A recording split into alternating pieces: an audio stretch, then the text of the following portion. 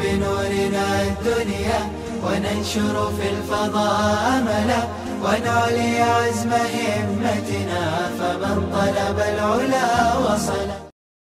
الحمد لله وحده والصلاة والسلام على من لا نبي بعده اما بعد فاعوذ بالله من الشیطان الرجیم بسم اللہ الرحمن الرحیم انا اعطیناک الکوثر فصل لربک وانحر ان شانئک هو الابتر. صدق اللہ العظیم. محترم ناظرین، میں ہوں مفتی عبد المتین اشاعتی کانڑ گاؤں، اور آج میں آپ کے سامنے قربانی سے متعلق کچھ اہم مسائل لے کر حاضر ہوا ہوں.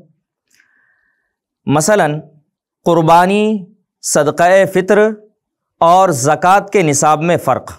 ہر بالغ مرد و عورت، مسلمان اور صاحب نصاب مقیم شخص پر قربانی لازم اور واجب ہے. البتہ اتنی بات یاد رکھیں کہ صدقہ فطر اور قربانی کے نصاب میں حولان حول یعنی سال کا گزرنا ضروری نہیں ہے. صرف زکوٰۃ کے نصاب میں سال کا پورا ہونا ضروری ہے.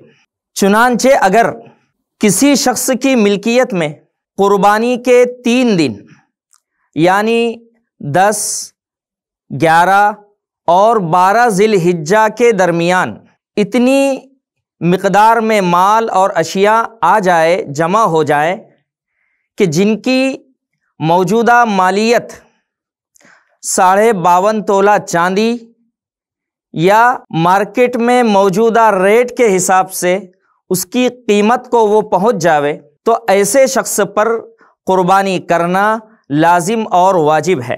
جیسا کہ حضرت ابو ہریرہ رضی اللہ تعالی عنہ حضور پرنور صلی اللہ علیہ وسلم کا یہ ارشاد نقل فرماتے ہیں کہ من کان لہ سعۃ ولم یضحی فلا یقربن مصلانا، کہ جو شخص وسعت اور گنجائش کے باوجود قربانی نہ کرے تو ایسا شخص ہماری عیدگاہ میں نہ آوے.